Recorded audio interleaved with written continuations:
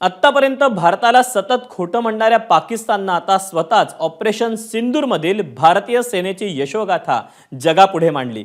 भारतानं केलेल्या ऑपरेशन सिंदूरच्या कारवाईत पाकिस्तानचे 11 सैनिक मारले गेल्याची कबुली पाकिस्ताननं दिली। आधी कांगावा करणाऱ्या पाकिस्ताननं आता थेट शर्मेनं मान खाली घालत सैनिक मारले गेल्याची कबुली दिली।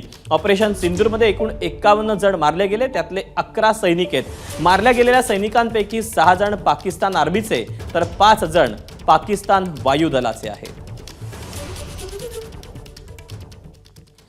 भारताच्या हल्ल्यात पाकिस्तानचे किती सैनिक मारले गेले त्यावर एक नजर टाकूया। Naik Abdul Rahman, Pakistan army. Lance Naik Dilawar Khan, Pakistan army. Lance Naik Ikramullah, Pakistan army. Naik Waqar Khalid, Pakistan army. शिपाई मोहम्मद अदिल अकबर, पाकिस्तान आर्मी। शिपाई Nisar, Pakistan army.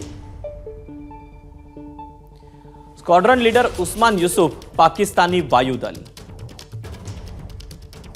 Aurangzeb, chief technician, Pakistani वायुदल।